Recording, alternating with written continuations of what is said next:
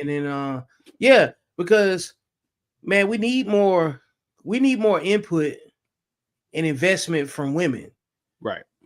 Because I've always said, man, like the biggest disconnect in our community is women respecting women. You know, I've been pushing some topics because um the I believe the biggest obstacle we got to overcome on social media per se is how women bully each other. Right. Because the men are working together. The men that solve problems, they in the mix. Right. That's what we doing right now. You know what I'm saying? It's late for you, it's late for me, and we doing the extra work, the extra credit to make this you know what I'm saying, to make this mission that we both believe in work.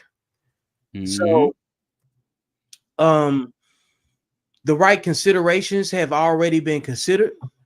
You know, it's just up to us to inspire as we go. You know what I'm saying? So leaving it at on that note it's like it's the best thing that we could do. Right. It really is, because like we can't make nobody feel what we understand. Right. You know, and so there's gonna always be some people that's gonna be on the opposition side of things.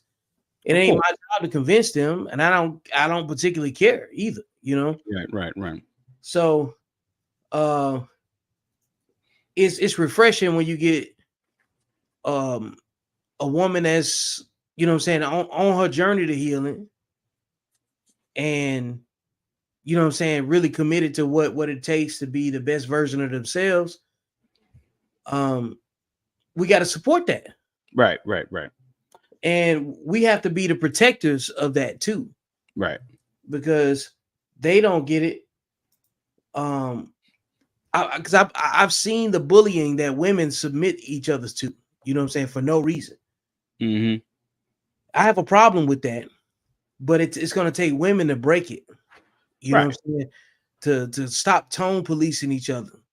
To all of this is part of the topic that we got in such short notice is the slave mindset.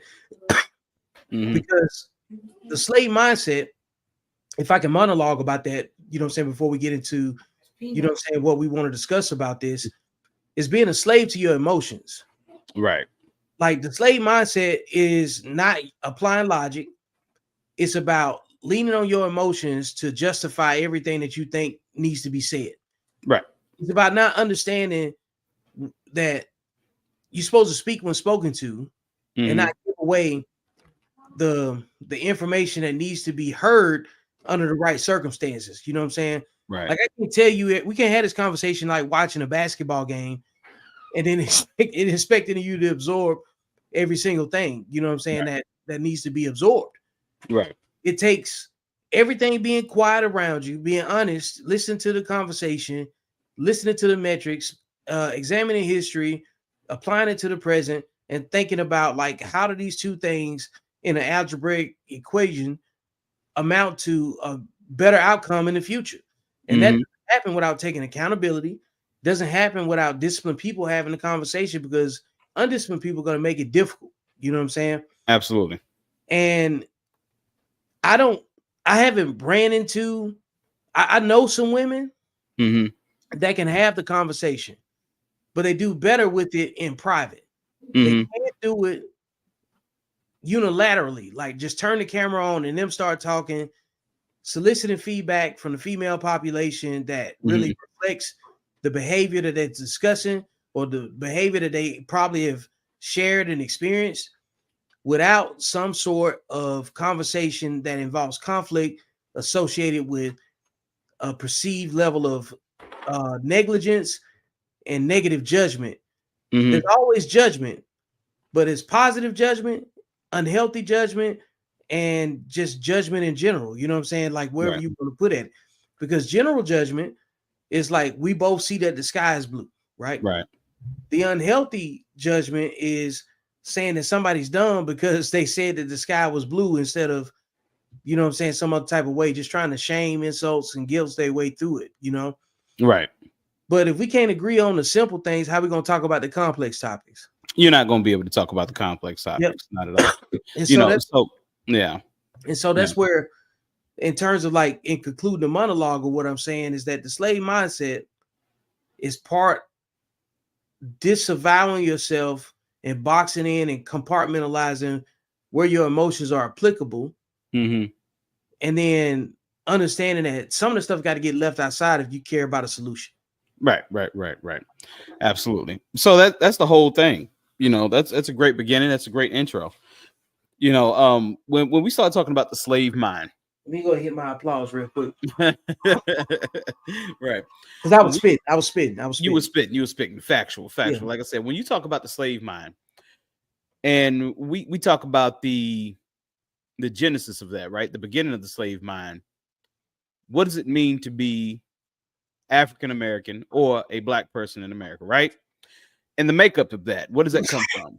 You know, we have to ask ourselves those questions. You know, what is a Negro? What is an African American? What is a black American? You know, a black person in America. What is that? Where does that mental makeup come from? Where do the ideologies come from? Where do the ideas come from? Where does the culture come from? We have to understand that. And so the reason why, you know, I wanted to speak on this today is because, you know, like I said, I've been reading that book, you know, Black Bourgeoisie, and Brooklyn St. Michael. He's been breaking it down on his YouTube channel, and it's been just amazing to watch him break the book down and to see where everything came from. So he got to this chapter that I pretty much just you know kind of studied, and this chapter was about how did low level learners become the top of Black American culture. How did they become those individuals that we look up to, right? So he starts off in this book, he starts off saying, okay, well, you have two classes of Black people in America, okay? Two different mindsets. So one mindset is of the mulattoes, which they took their mindset after the aristocracy, right? Yep. And what comes with that is there comes a high level of discipline with that.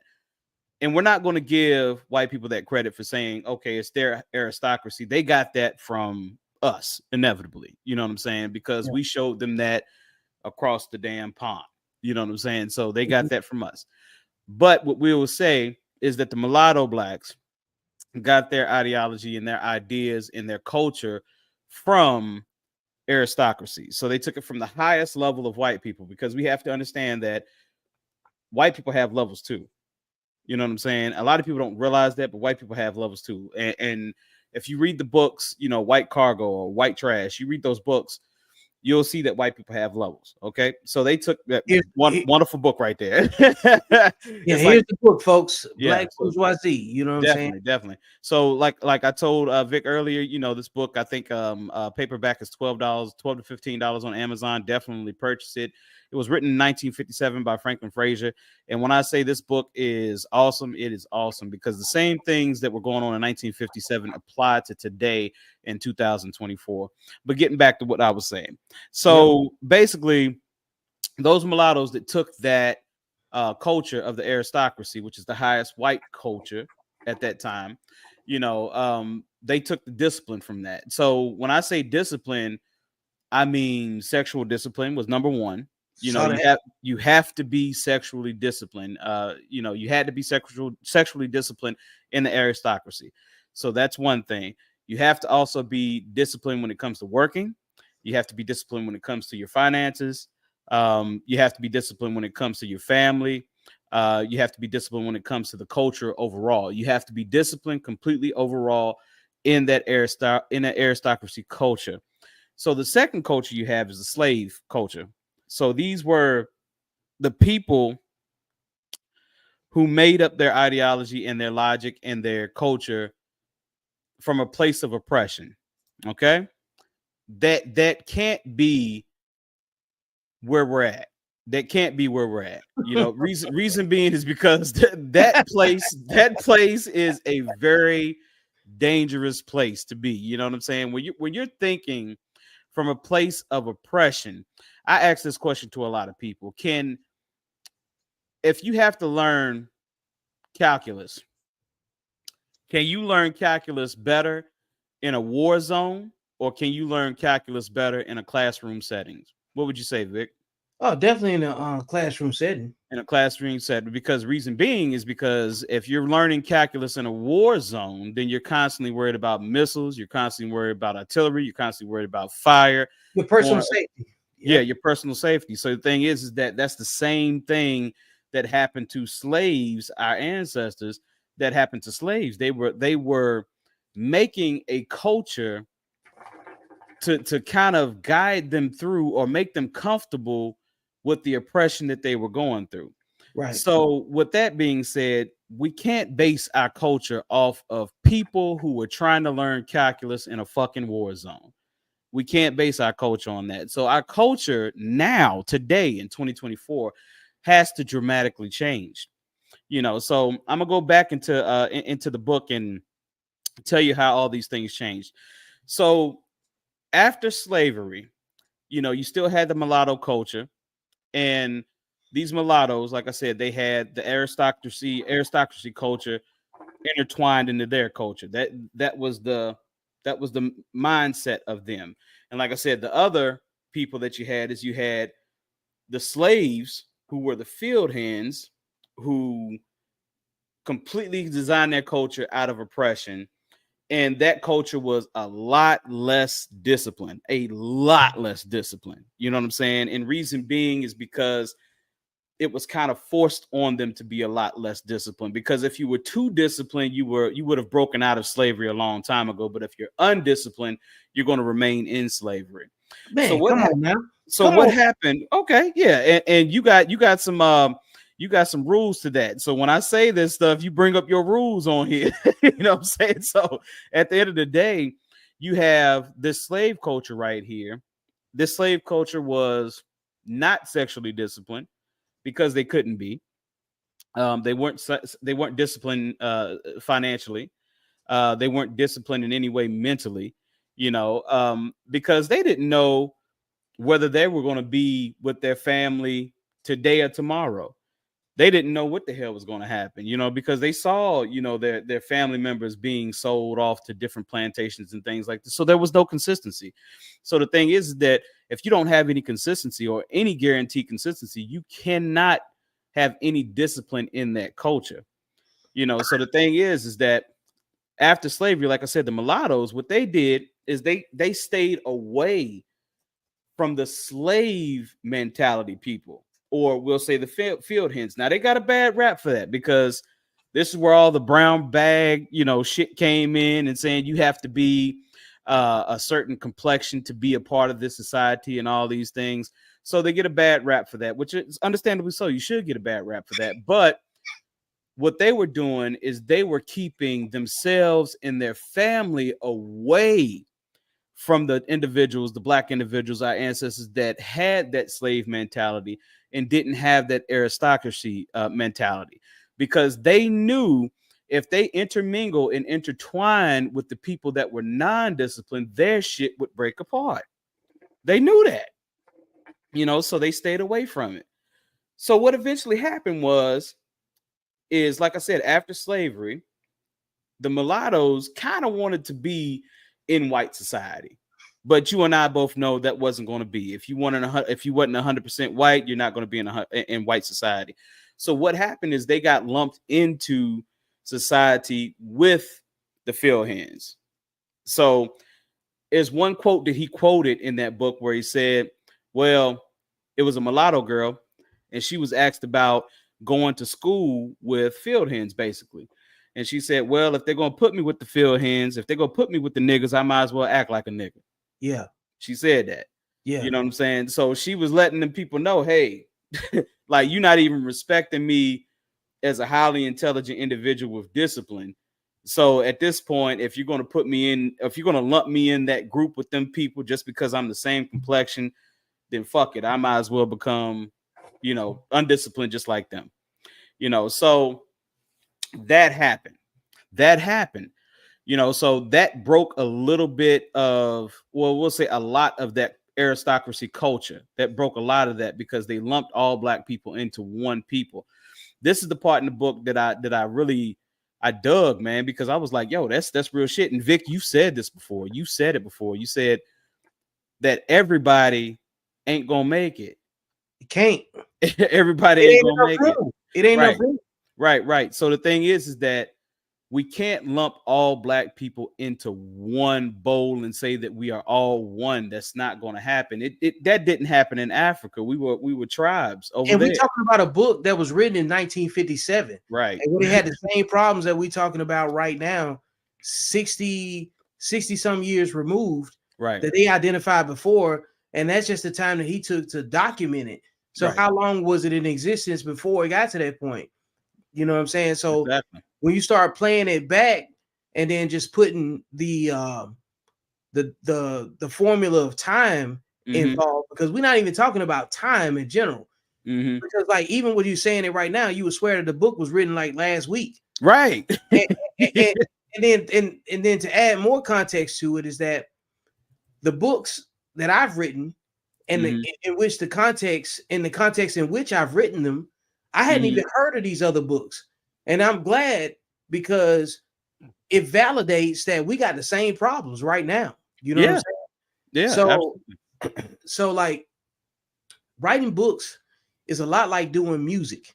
In the context of you're easily influenced by what you read.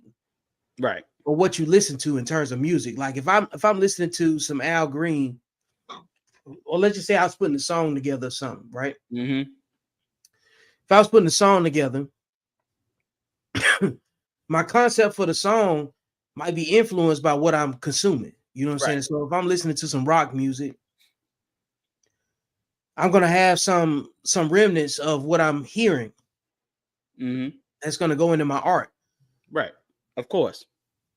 If I'm writing books and I'm trying to complete a chapter, I'm trying to make a point.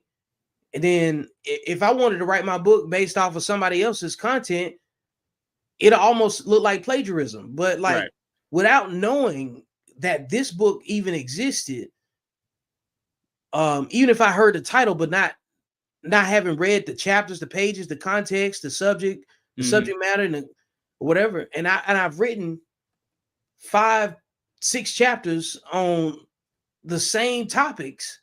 About the low-level learners being separated from the leaders. Yes. And the part, like when one of the videos you sent me from to earlier today, talking about the people that was considered to be part of the peasant class that was 3rd, 4th generation removed from slavery, that kind of like that was singing and dancing and, you know what I'm saying, and doing frivolous finances to purchase stuff to keep up with the Joneses and everything. I listened to all this stuff very heavily. Right. Not much has changed. You know what I'm saying? Like, if anything, it's just more ingrained. It sounds foreign to think with a disciplined mindset. And these things you don't understand until you're responsible for other people when you want better for them. Right. Based on what you learn. Right. And we've been unlearning a whole lot of stuff. And there was a long time where even if you unlearned it, you didn't have the resources to overcome it. Right. And so we're a victim of circumstance to a degree too, but we're not residing in victimhood. We just kind of like capturing like, yo, this is the weight of the obstacles that we've really had to overcome. You know what I'm saying? And by virtue of the fact that we've never even met in person, but we see the same context, we have the same problems, you know what I'm saying? The same perception of it. Imagine what they was dealing with, because like the other segment of one of the in that book was the 1950s in terms of like trading away, you know what I'm saying, the academia esteem for just trying to fit in with bougie white people, you know what I'm saying, to be accepted by them. Right. And this was long before Dr. King. This was long before Malcolm X. This was long before the inception of the Black Panther Party movement. Mm-hmm. This was long before, like the optics of the entertainers and athletes who get down with what we're talking about too. Mm-hmm. So this was a long-standing problem probably 3-4 decades before it was actually documented. Absolutely. Absolutely. And I had a friend of mine hit me up, and she sent me a screenshot, and I'm gonna dig it up in a little bit, and I'm gonna put it on the screen of a man that was like in 1865, Mm-hmm. post Reconstruction, during the Reconstruction period of post Civil War, Mm-hmm. and all of that stuff. Black man saying he had like 17 kids and getting paid like $17.36 a month. Yeah. It was sub $20, you know what I'm saying? And talking about the influence of the government that was, you know what I'm saying, pressing upon them to alienate the masculinity of a black man's household. Mm-hmm. And then watching the two videos you sent me about the black bourgeoisie, where the guy was talking about in the 50s how it subjugated and emasculated the man and put him in the seat where he was doing the feminine role in the house. Right. This didn't just happen, and it kind of goes back to what I was saying before. This is why we got a lot of feminine black men, or men, feminine black men, in terms of the fact that they was raised by their grandmothers first. Then later on, finding women that was dominant that reminded them of their grandmothers. You know what I'm saying? Right. Because the grandmother became the example of the type of woman that you need to be with for your house to be efficient, right? Right. Right. Mm-hmm. And we've been going against our nature for a very long time. You know what I'm saying? Because of that. Right. Long time. And which brings me to this. Rather than just try to just outright combat it and say you're doing it wrong on this side. Mm-hmm. But if you've been raised a certain type of way, it's not fair to say that. Right. If you've been conditioned, you know what I'm saying, and you haven't been exposed to certain information that makes you more receptive to say, hey man, I need to do it differently or teach differently. But you can't teach something you never experienced, right? Right. So without putting that undue pressure on that demographic of men and women that was raised underneath a matriarchal mindset, you still got patriarchal black men that's raised like us, you know what I'm saying, that had fathers in the household. Mm-hmm. And even if the mother was the one running the show, that father figure changes the dynamic of how you conduct yourself and your mannerisms. Absolutely. And if you never seen your father get upset, you never seen how he mishandled the situation, then you're gonna have a hard time relating to other people who didn't grow up the same way.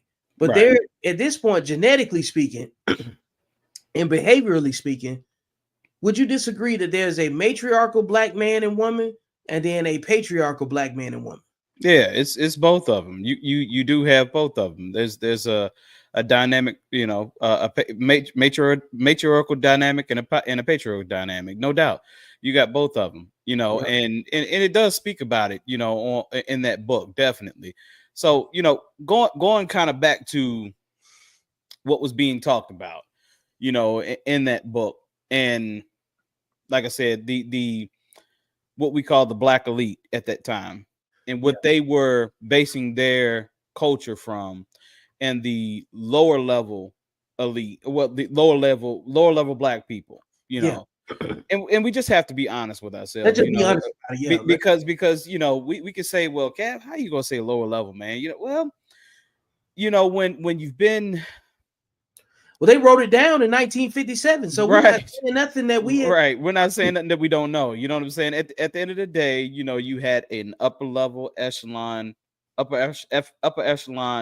black race of people, and you had a lower level. You had one that prided themselves on education, sexual discipline, and discipline just overall, and you had one that did not have the respect for any of those things. So what happened later on in time is those lower level learners, at that time, the ones who were freed slaves, they got the opportunity to be educated. So once they become educated, they become what he calls in this book the new black bourgeoisie. So it's no longer exclusive to mulattoes. Now you start to get the darker skinned black bourgeoisie. You feel what I'm saying? Okay, so like the new black bourgeoisie at this point is where we at right now. This right? is where we're at right now. This is where we're at right now. So do me a favor. Well, no, it's not. It's not really where I got to keep going because it's not really where we're at right now.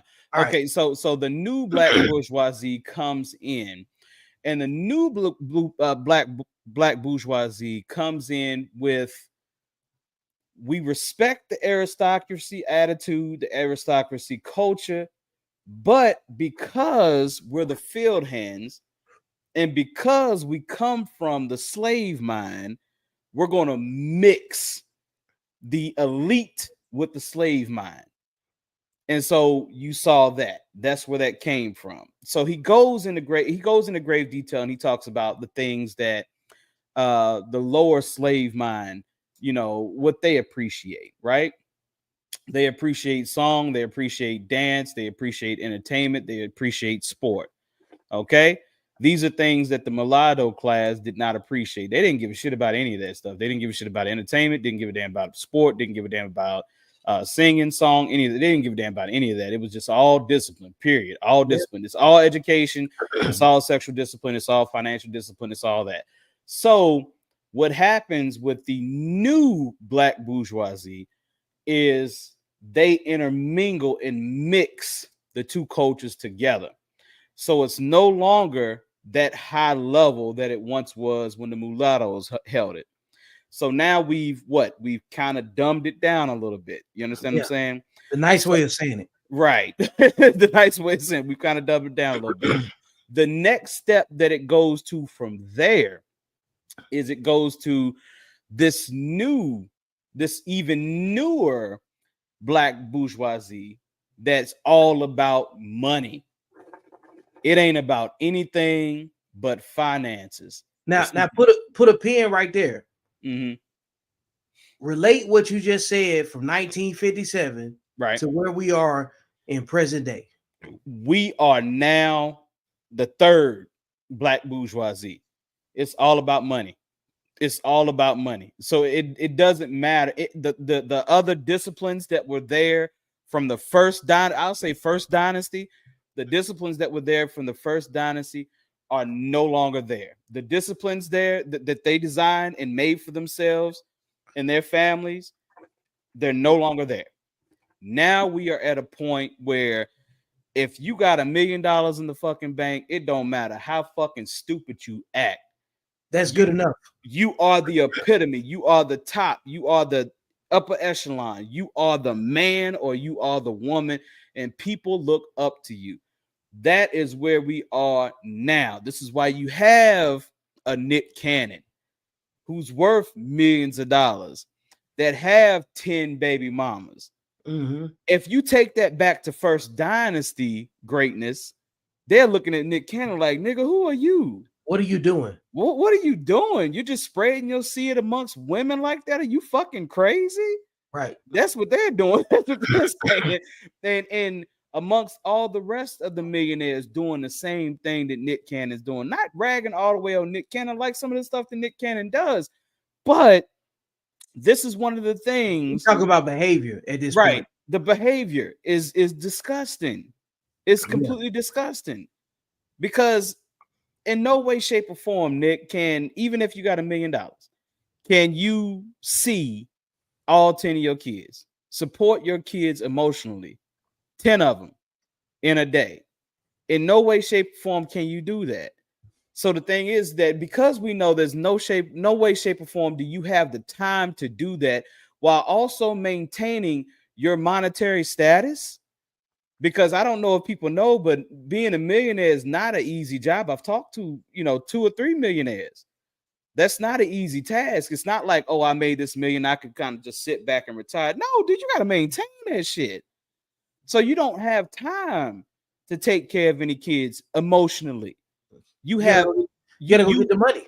Right. You just get the money. So you're taking care of kids financially. So like I said, that's the third, part of the black bourgeoisie. that part that completely took out the aristocracy rules and completely took out the discipline, completely took out the respect and the honor. They completely took it out, and now we're here. We're okay. Sexy Red, she's worth $10 million. What woman can you tell that Sexy Red ain't shit? You can't tell them that she ain't shit because they're gonna say, well, she got money up to her ear, homeboy. What you got? She the standard now. She's the standard now. Meg Thee Stallion. Oh, she's worth $50 million, bro. What can you say about Meg Thee Stallion, bro? You ain't got shit. You ain't even got $1 million in the bank. What can you say about Meg Thee Stallion? So at the end of the day, that's the way they look at things now. Black people, and my boy Wabu Shabazz says it. I'll tag him in here because I know he'll want to hear me say this. It comes out of his mouth all the time. My boy Wabu Shabazz, he says, Black people have made money our God. That is our God, period. You can do anything you want to Black people as long as you pay us well enough. As long as you pay us enough. Cut the check. Cut the check. I will there are people out here that will sacrifice 1.5 million kids' educations to make $100,000 a year. Yep. They'll do it. They do it every day. Just to say they make 6 figures. Just to say they make 6 figures, bro. They do it every day. And that's why, and you know what? Powerful white men. Notice how I said that. I don't say white man because when you say white man, you're lumping all of them together. Yeah. And they're not all the same. Yeah, we talking about the ones with influence. The ones with influence and true power. Those powerful white men. Now what you're seeing them do is they will purposely pick a Black person to do something in a high position because they know if they give them the right damn salary, they can get that white agenda passed. They can get that white superiority agenda passed through the guise of a Black face. Yep. They can do it with no problem and no struggle. Because they'll do it for the money.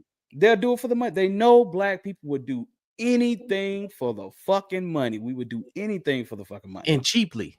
Cheap, yeah. Yeah, unfortunately. And have a committed person in there with them in the mix too, because and then parade it around like they friends. Right.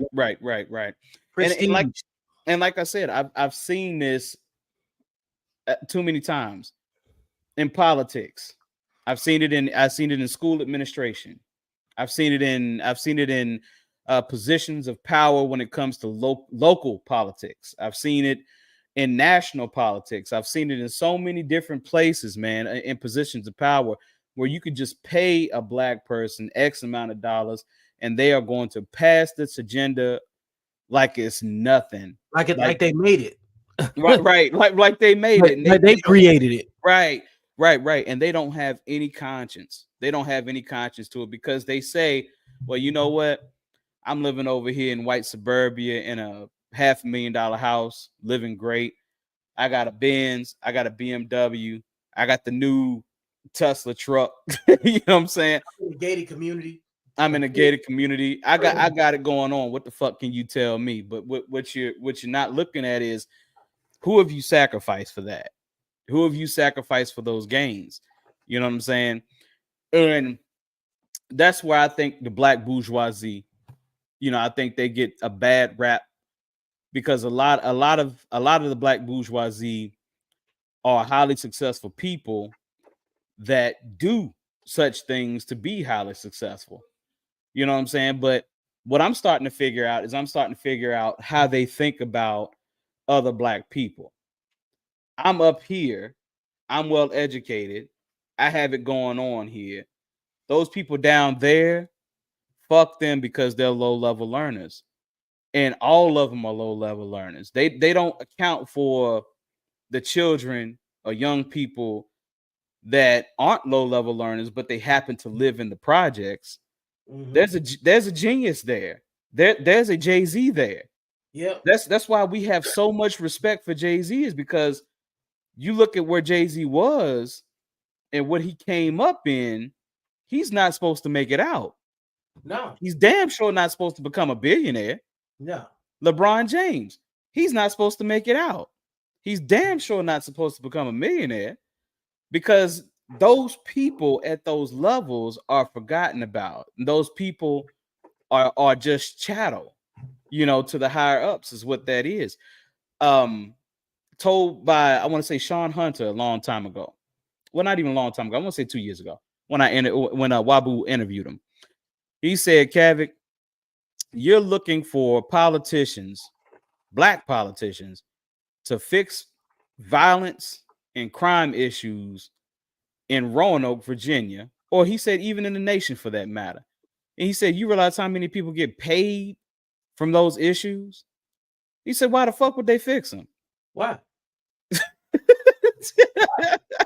It's a business model. It's a business model. It's proven to work because we got willing participants. Right. Slave mind. That's the slave mind right there. Willing participants. That's willing participants in our own destruction. You know what I'm saying? Right. And, traditionally, when we talk about slave mindset, pull your mic to you a little bit. Traditionally, when we talk about slave mindset, it's real easy to just equate it to the men or the women that we would consider to be coons. Right. And then, but we saddle that designation on entertainers and athletes. Right. Yes. And I don't like that. No. I think we have to work with the people that I think the first coons, I think there's levels to coonery. Right. Excuse me. And I think the first level is the people that participate in self-inflicted damage, self-inflicted behavior. Absolutely. Then you got, after that, a second tier would be people that align themselves with folks that want to destroy us, help us destroy ourselves. And then you got the people that just overtly just say, fuck them niggas. Right. You know what I'm saying? Like, fuck the rich, fuck the poor. It's about me. Right. Exactly. Because you got supporters, you got people on the fence that can be easily swayed. Yeah. And then you got people that's got equity in the outcome for their own personal gain. For their own personal gain, right, bro? You broke that down. That's genius level shit. Hold on, let me hit that. Let me get my applause. Get your applause going on, man. You gonna beat that up? You know what I'm saying? Hold up. Ain't never get the gunshots to come through the right way. I don't know, but I'm shooting anyway, goddamn. But like, I always look at things like in terms of problems, solutions, and opportunities. You know what I'm saying? Human beings, based on their behaviors, participate or contribute to one of those three things. You know what I'm saying? You got people that cause problems. Yep. The people that cause problems, they generally are meant to cause problems, and then they can justify it with some of the most asinine reasons. You know what I'm saying, to do so, and it be founded on nothing but pure emotion and optics. You know, and then you got solutions. There's people that want to solve the problem. Yes. And then the opportunities that come within that is still split between opportunistic people and then people that see a vantage point that want to solve the problem. You know what I'm saying? Because that becomes split again too. Right. So when you really break that down, and I put it in thirds, you know what I'm saying? Because only a third of the people gonna fix everything. Right. Or either a third of the people gonna be the major cause of the problem, depending on what end of the spectrum you're gonna be in on. You know what I'm saying? Because that's why I operate on most things that I say between the discipline and undisciplined is based off the 80-20 rule. You know what I'm saying? I think that's the most fair situation because less than 20% of the people cause 80% of the problems that we deal with. Which is crazy. Right. Which is so crazy, but it's so consistent that like it seems like a phenomenon in the present until you go back and you look at this book and say, hey, they had the same problems. You know what I'm saying? It was only documented in 1957 and published. How much observation was involved before that somebody said, you know what, man, we got to write this shit down because ain't Right. nobody gonna believe this shit. Ain't nobody gonna understand what the hell I'm talking about. They gonna think they had to be hated back then. You know what I'm saying? Every generation has a truth teller. Yep. And we're this generation's truth teller.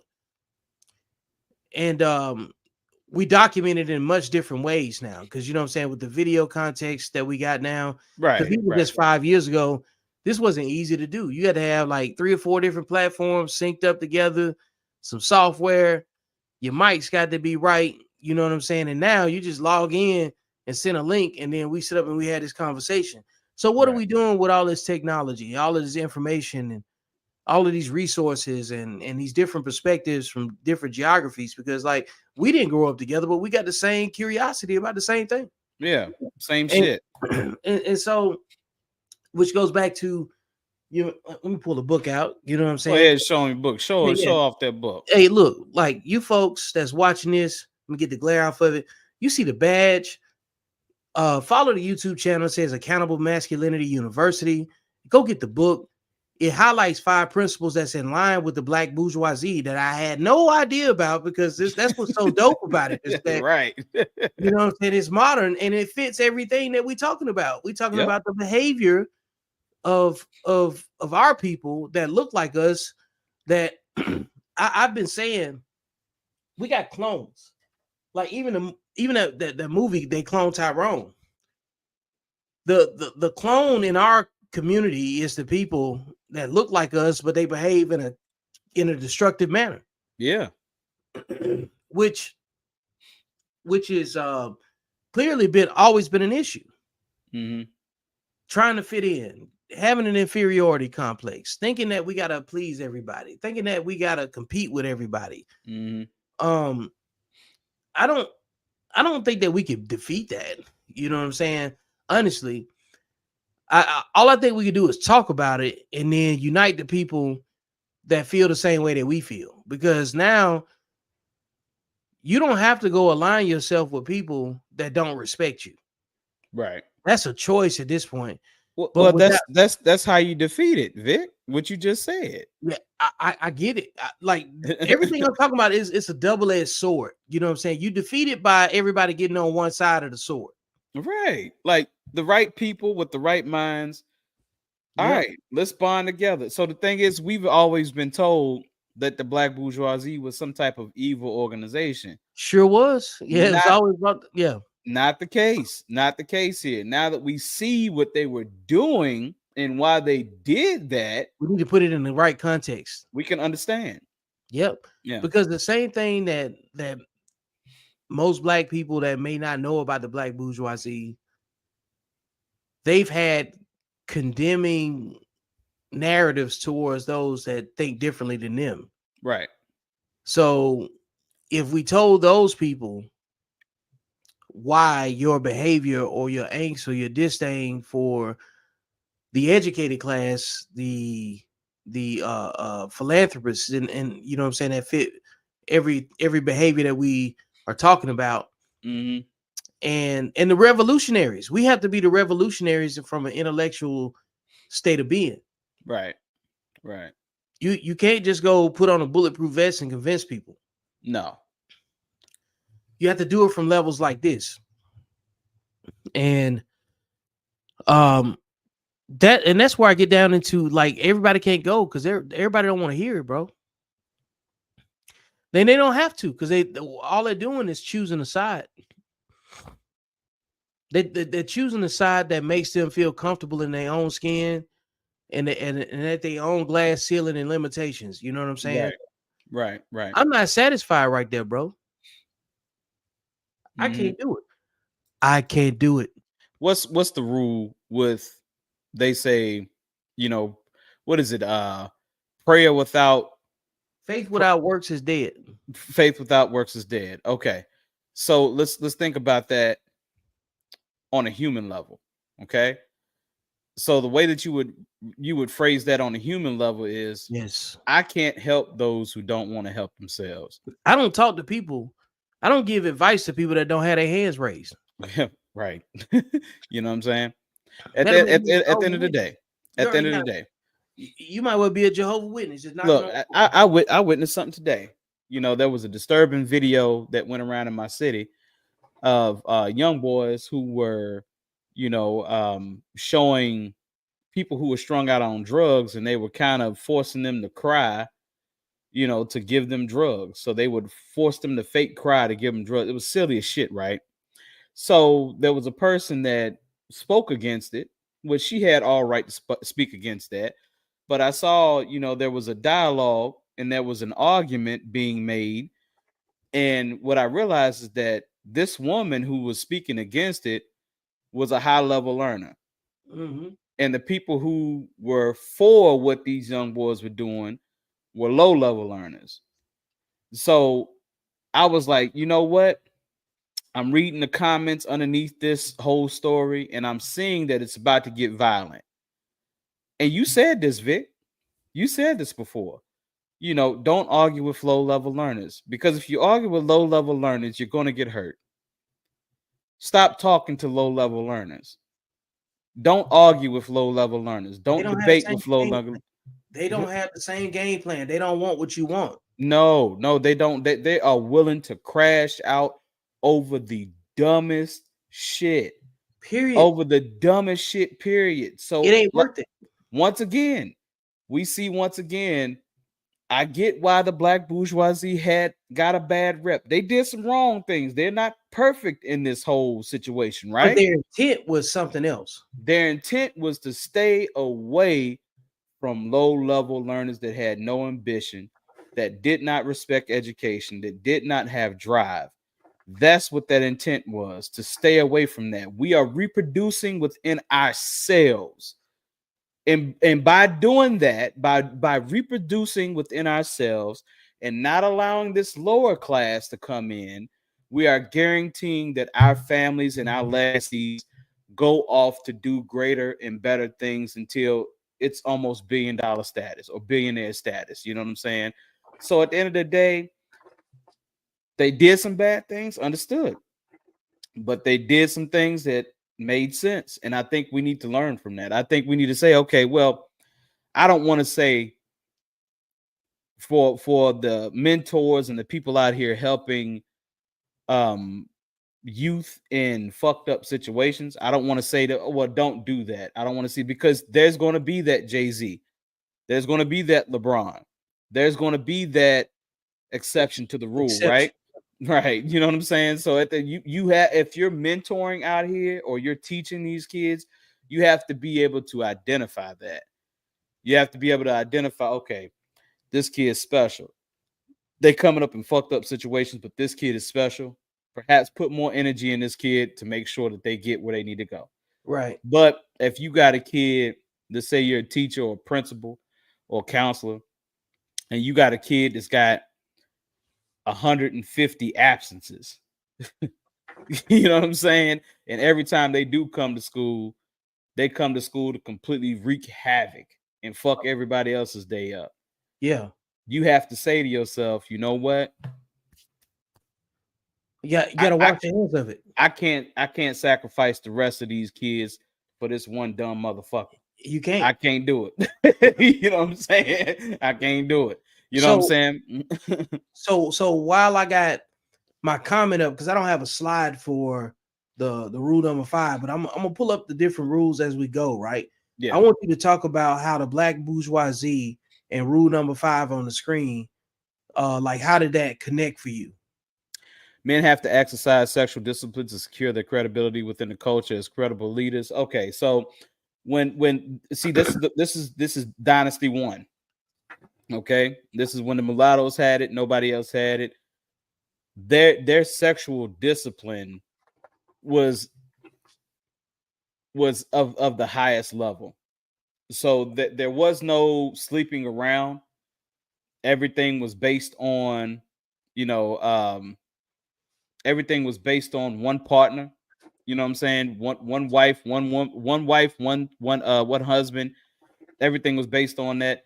You don't reach out to anything else, because with sexual discipline, you can build so much on top of that. So to give you an example, if you have a man or a woman for that man, or let's just say a pair, or a couple who have built a dynasty worth $10 million, and both individuals are sexually disciplined, and there are no kids out here that are unaccounted for, or there's no women or men out here that those individuals slept with, what are the possibilities? The possibilities are endless, because there's nothing there to take you off the path. There's nothing there to take you off the path. So at the end of the day, that $10 million only builds because we have 100% trust in each other. So when you have a married couple, you have one brain, you have one soul. It's one entity. That's why it's in the Bible, it's in the Quran. It's one person, literally. But when you introduce cheating in there, infidelity, there's no longer that one person, because there's going to be a side that doesn't trust the other. Just imagine your brain. What happens when your brain doesn't trust itself? When I say, or Vic says, I want to be a millionaire, and then in your brain you get doubt. That's your brain working against itself. So it can't be productive. It can't be 100% efficient, because it's your brain working against the same thing when it comes to infidelity. So this is the reason why these men and women practice the highest level of sexual discipline. Is because if you practice that highest level of sexual discipline, then you are one brain, you are one entity, you are working as one. There's no distrust there. There's no distrust there. I like so that. At the end of the day, if there's no distrust there, you could be more productive. Now, let's say that one of the individuals go out here and they they do what they do. Like I said, that trust disappears. And like I said, that's the brain working against itself. Now I have doubt. Now do I really want to build with this man because he went out here and got this low-level person pregnant? Or do I want to trust this woman because she got pregnant by a low-level person? Do I want to put 100% trust in it? No, you don't want to put 100% trust in that person. No, you really don't. You know what I'm saying? That rule number 5, sexual discipline, can heal a nation. It can heal our nation overnight. It really can. And I respect the fact that in this book, you're coming from a place of saying that it's up to the men to be that. Stop being sluts out here, fellas. Yeah, men can be sluts. Men can be hoes. Stop doing that. It's time that we have to stop that. We're behind. We're behind right now. So we can't afford to be that. How important do you think a man can call himself masculine if he doesn't have any sexual discipline? No, you can't call yourself masculine if you don't have any sexual discipline. Hell no. Okay. You can't at all. Okay, so I always tell people to refer to the Sphinx. What is the riddle of the Sphinx? When you look at the Sphinx, you look at Egypt altogether. Let's say Kemet, for the people who refer to it as Kemet. If you look at Kemet and you look at the hieroglyphs and you look at the paintings, you look at the drawings, you look at the carvings, you always see a human body with an animal head, correct? Yep. When you look at the Sphinx, it's backwards.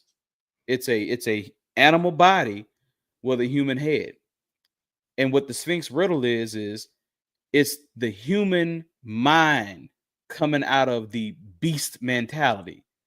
That is the human mind defeating beast mentality. So you're doing things and you have a moral compass that is so just and so beautiful that you defeat the beast within yourself. Because let's just be honest, being sexually undisciplined is that of an animal. It's primitive. It's primitive. It's a primitive way of thinking. It's no different than a stray animal. Hello? Because bugs, well, a friend of mine, like shout out to my friend I can't Star Parham. She said even water beetles have sexual discernment. Right. Mm-hmm. We know countless animals throughout the animal kingdom know that there's a time and place for all of this. You know what I'm Right. saying? When it comes down to it. So yeah, if they got dominion over their sexual urges, and we're supposed to be the higher level species in terms of being human, then we have to figure out how to apply sexual discipline to what we do every day. Because I the reason I wrote that is because it's simple. Just because you can doesn't mean you should. Right. That's really what Absolutely. discipline is knowing the difference. So I want to start running through these, right? I'm gonna pull up rule number 4. Mm-hmm. And I want you to tie that to everything that you saw on the black bourgeoisie. Okay, legacy and equity. Live a life of service towards your community and others. You must be credible and capable of both mentoring and being mentored. You must be receptive and coachable. Okay. once again, this is what the black bourgeoisie believed in. They believed in a life of service towards their community. They believed in that. That's why they were so tight knit and they were so standoffish with everyone else. They wanted to make sure that their ideology and their culture was so well intertwined and taught that it couldn't be defeated. It couldn't be in any way invaded. Like there was a certain mind that had to come to that. You know what I'm saying? And when you say you must be credible, once again, that goes back to rule 5. You know, your sexual discipline makes you credible. Yep. Because we look at a person as great as Martin Luther King, and we see that he lacked sexual discipline. Talk about it. And after we found that out, didn't we start taking down his credibility? Yep. Because when you start talking about MLK now, even with the movie that they came out with, now there's this sexual undisciplined aspect to MLK that we now have to question and say, well, was he the man that he really thought he was? That we really thought he was? Because at one point we had MLK at almost prophet level. He was a prophet. Right. Now you look at him like, okay, we know he's a man now. Look at how that tarnished his credibility. He was a Migo with a Bible. Bro. You look at him, you look at Jesse Jackson, how great of a man that he was. Okay. We looked at how great of a man he was. You got this child that he made that didn't nobody know about. You ain't seen Jesse since. At all. No. Yeah, you know what I'm saying? You ain't seen Jesse since. I'm gonna move on down the line. We're gonna go to rule number 3. And let me get this up right here. Boom. There you go. Okay. So decentralized leadership requires knowing when to lead and when to follow. Must avoid misrepresenting fellow men. Although we are not perfect, we must have redeeming. Okay, so redeeming efforts. Okay, he got cut off. Okay, so this right here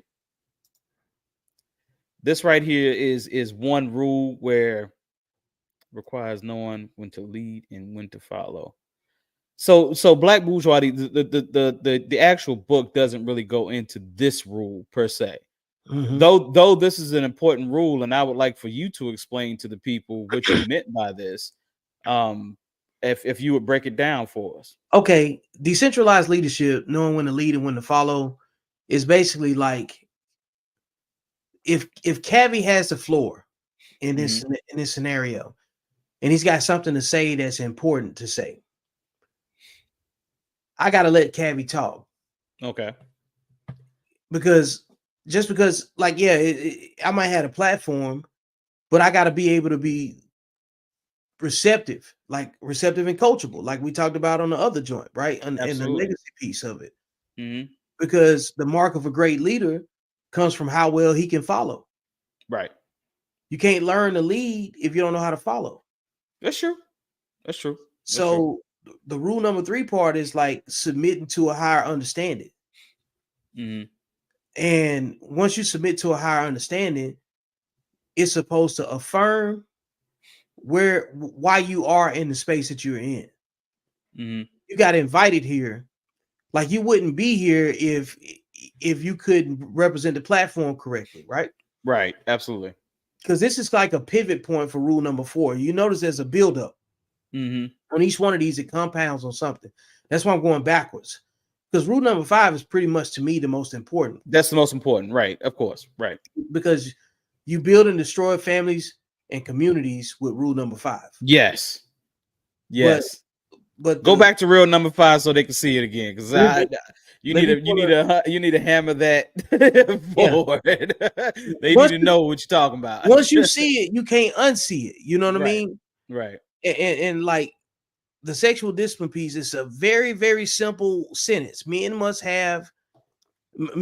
exercise sexual discipline to secure their credibility within the culture as credible leaders, because it's the easiest way to get yourself discredited if you don't practice it. You know what I'm saying? Yeah. They throw out everything that you represent, right? This is the beast. This is the beast. And so now you bring that back, and then you tie that in rule number 3. Knowing when to lead and when to follow, must avoid misrepresenting fellow men. If you misrepresent fellow men, there's a couple ways you could do that completely and just destroy all of your credibility. And rule number 5 will get you out of there. You know what I'm saying? We can't trust you to follow, because when we need to depend on you, if you tied up between the wrong legs, then we can't depend on you. Can't depend on you. Right. And so we can't depend on you to lead, and we can't depend on you to follow either. If your wife can't depend on you, if your wife can't depend on, if the person you lay down with can't depend on you, then how am I going to be able to trust you? This is a trust factor. So I got to trust you to allow me to be the best version of myself and take care of all of us. Right. But I can't discredit what we're doing because I got a primitive urge that I need to go satisfy in the worst case scenario. And that's not fair to the overall, you know what I'm saying? Which goes back to the black bourgeoisie of them having a class separation based on behavior. Right. If you are sexually undisciplined, you probably can't do this. You probably can't do rule number 3. Right. You'll find a way to throw someone in the same class as you under the bus for short-term gratification. Yep. Exactly. And it's written this way intentionally. You know what I'm saying? All right. So let me move on to rule number 2. It's coming up. Okay, rule number 2, we don't argue with women. Women have their own issue, and so do men. We can learn to mitigate our issues by observing the conflict management skills of women. Okay, so that would probably go into the whole culture of the first dynasty of black bourgeoisie, right? Because you had a high level of logical men in that culture. So I can see them doing this just by being high-level logical men, high-level educated logical men. You know, when you argue with a woman, and I think every man sees this. When you argue with a woman, for one thing, it is said that you will never win an argument with a woman. And there's no value even if you do win it. Right. There's no value even if you do win it. Even if you do win it, she's not going to accept that you won the argument. So it's no point in arguing. It's wasted energy. It's wasted energy. And like you said, we can learn to mitigate our issues by observing the conflict management skills of women. You know, that's some deep shit right there, bro. Yeah, because if you got to sit back, because if we could learn, like, let's just say the reason I wrote it this way. There's room for women to solve their own problems, right? If they want to, right? But patterns and outcomes say they don't do that. No, not without masculine presence, right? Intervention and us being a buffer. You know what I'm saying, between that. You know, right. So if you're gonna be focused on the right thing, one of the things you cannot do is waste your energy and your intellectual brain power on arguing with women, because generally speaking, arguing is unproductive. It is. Regardless of gender. Right. Whatever arguing with women is for men is even below that. Right.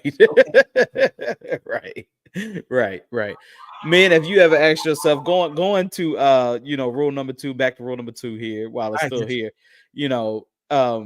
men, have you ever asked yourselves, I mean, think about it, fellas, have you really asked yourselves and said, have I ever had a productive argument with a woman? This rule number 2 is heavy because it just makes all the sense.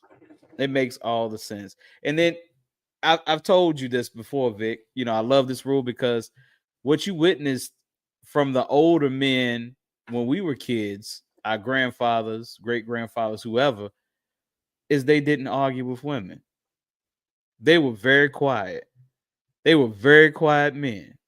Quiet. They spoke when they spoke when they needed to speak, but they were very quiet men. So, and even when you talk to them about arguing with women, they would tell you these lessons.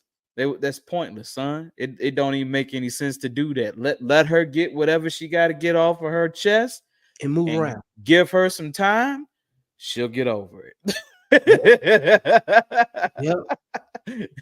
Right. So yeah, I'm gonna move on to rule number 1. Because this is the last one, you know what I'm saying? Because you had to count them down, you know what I'm saying? Men focus on men. Personal accountability standards amongst reasonable men without degrading women to improve our society. Yes, bro. This is why the book is so beautiful.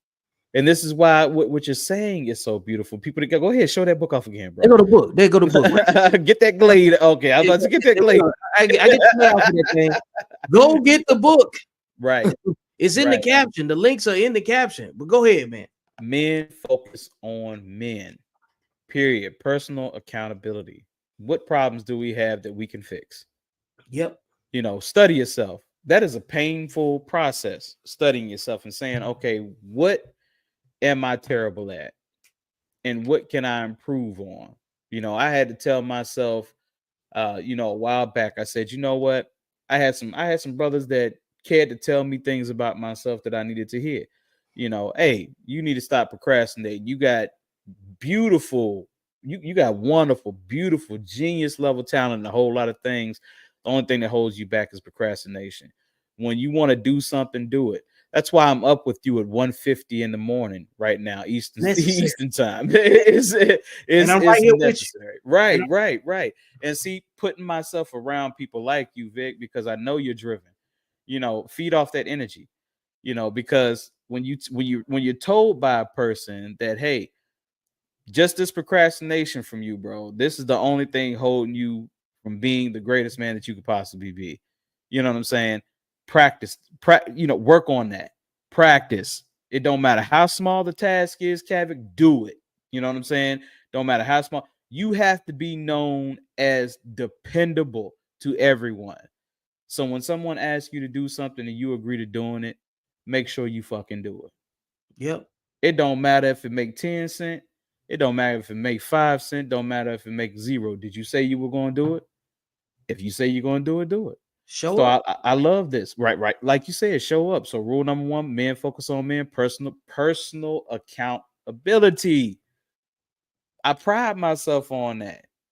Personal accountability. Vic, you pride yourself on that, bro. This is what makes great men. Personal accountability. You got to have that. If you're not accountable for your actions, bro, what are you? You ain't masculine. You damn sure ain't masculine. That's the most feminine shit. Yeah. Is not to be accountable. That's the most feminine shit. Accountability is what makes a man masculine. Yeah. But accountability doesn't exist without discipline. Absolutely. Because accountability without discipline is just a performance. And to put it in the right context, because people say you need to take accountability, but they don't necessarily understand what that means. Right. A person with no discipline doesn't have the same interpretation of the word accountability. Right. Being accountable is a way of life. Right. So you can't be undisciplined and then tell somebody they got to take accountability. You got to lead a disciplined life for it even to be effective. Right. Absolutely. And if you can't teach it to nobody, it's because you're not practicing it. Because it Right. should be easy to discuss. Like when you it's like that. Like if you talk to your kids and they do something crazy or something suspect, you like, I taught you better than that. Yeah. That's basically what it is. You know what I'm saying? It's like, I taught you better than that. You know better than that. Mm-hmm.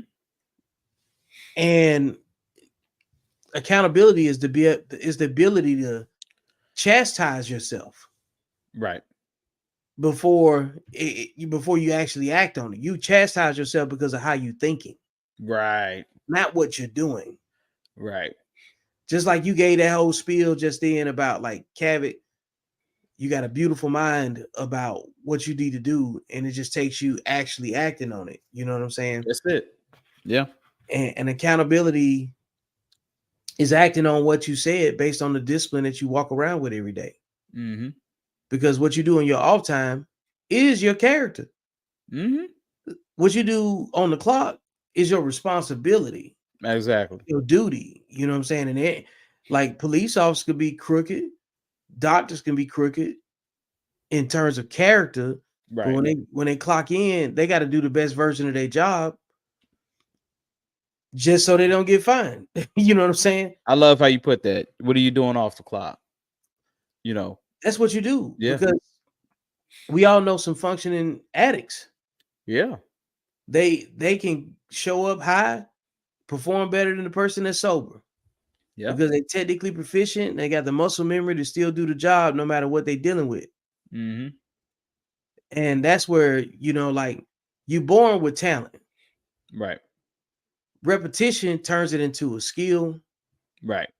Discipline turns that into a weapon. Yes. Because you can pull it out and use it at your will. But if you're undisciplined, you use that weapon to hurt other people. Right. When you discipline, you use that weapon to win conflicts that matter. You know how to pick and choose your battles. Because there's only two mindsets. You're either disciplined or undisciplined. Repeat that. You only got two mindsets. You either disciplined or undisciplined. And It's even as simple as that. Whether you're in the Bible or the Quran, you're either holy or unholy. You're either right or wrong. Yep. And that's just what it is. That's what discipline is. It's like knowing better and doing better. Right. Knowing better is just you know the right thing to do. Mm-hmm. Doing better is the choice that you make based off your discipline and your character. Right.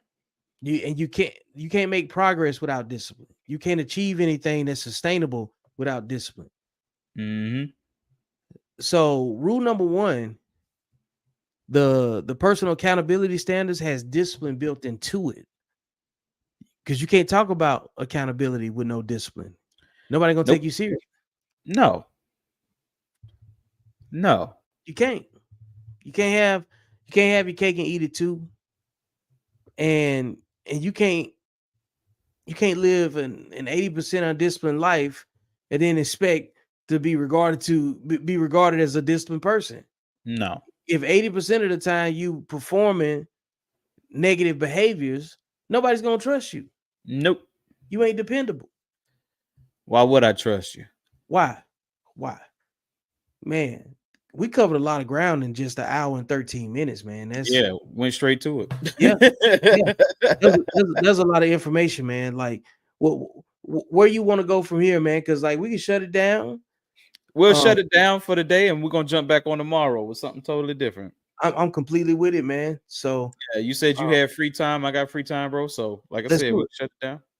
Yeah, man. So hey, to all of the viewers that are not here because of the hours that we on, you gonna see this again because I'm gonna rebroadcast it.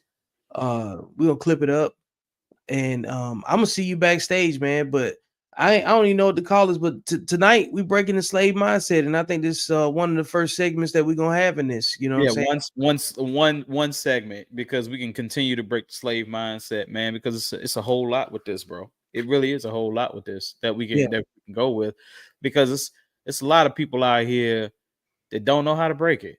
They really don't know how to break it. They have no clue how they can get past this. You know what I'm saying? So yeah, You got to make a decision, and you got to make a choice. And you either got, and the decision you make is going to be an undisciplined decision or a disciplined decision. Yeah. And for those of you trying to figure out exactly how to go about doing it, here's another book you should check out. You know what I'm saying? Why don't you ever advertise the code? I like that book. Well, because the discipline is here first. Okay. The code is like the pointed topics. Mm-hmm. The code is similar to the Black Bourgeoisie. Show that code book. The artwork on this, bro. I love it. The code, the artwork on this thing. I bought it just off the artwork. Hey man, I kind of slapped the cover together, you know what I'm saying? Because I wanted it to be very cryptic and and with a lot of symbolism. And right. It's 3 sets of hands linked together and one united vision, which is similar to the Black Bourgeoisie. You know what I'm saying? That's dope. And the matrix background is just the boundary of what we have to operate against. You know what I'm saying? So we still have to perform in unison here, you know, but the boundaries of what we can't control, we recognize that this is what's against us, you know what I'm saying, in terms of the matrix background. Right. And we have to use our environment to our advantage. And so that's what that's about, you know what I'm saying? The symbology of it is because there's some stuff that we don't own, we can't control, can't do anything about. Right. But that's where the discipline piece comes in, to be able to say, yeah, I know we can't do anything about it the way that we would like to. Right.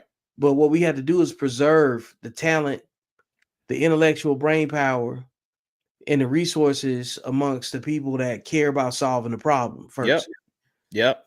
And if you can't, because like I can identify the problem, that like if I tell you there's a lion over there, we need to know what a lion is at all times. But if you turn your back on it and then the lion eats you up, you got to take accountability of that. You know what I'm saying? Right.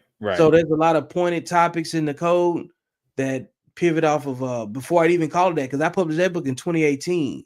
And it was just basically off of like social media posts. And I talked a lot about R. Kelly and Bill Cosby in there. And that was before I even had a definition for sexual discipline. And I wasn't even on board with what they was doing back then. Right. You know what I'm saying? In terms of that space. Yeah, look at that. You just, and I know we're about to end this, but look at that. Look at Bill Cosby and the greatness of Bill Cosby. Who that was. Rule number 4, thrown all the way out of there. You know what I'm saying? Legacy out of there. It's all gone. You know what I'm saying? Just off of rule number 5, not being sexually disciplined. Come on, man. Bro, hey. Rule number 5 is that's the pillar. That's the really number 1 pillar. That's the foundation. That's the worst self-inflicted wound that you can have. There's so many brothers that don't want to hear it though, because they so selfish and so stuck in their way. Oh man, you know, ain't no man is supposed to be with just one woman, man. You know, and I take it a step further. They get offended by it because it fit their behavior. Yeah. The only people talking about what poly is supposed to be is like that segment I had is men that already got kids with a bunch of different women. Yeah. And you in a poly situation anyway. Yeah. Just with that. Yeah. So eventually, you know what I'm saying, we'll get down to it, and there's gonna be a couple more literature pieces that we can throw in that we can expand on. But you see how powerful the 5 rules are, you know what I'm saying? And how it's transcended time, because behavior is a time traveling thing. You know what I'm saying? Yeah. They had the same problems in 1957 that we're discussing right now in 2024. and it's crazy, you know what I'm saying, without having any knowledge of, you know what I'm saying, that book, the words within it. And I got a lot today off the information that you shared with me. And now you know, we kind of got to put our stamp, you know what I'm saying, on it as well in our own way. That way it doesn't have to hide for as long as it did. Nah, bro, this needs to come out. This needs to come out. You know, that book needs to be shared amongst a whole lot of people. You know what I'm saying? Because, you know, when we're looking at 67 years of no progress, that's a problem. It's our fault at this point. Right. It's our fault. So, well, with that being said, hey, good night. I'm gonna see you backstage, and then we'll go from there and let's continue the strategy and figure out what we're gonna do next, bro. All right. See. Peace.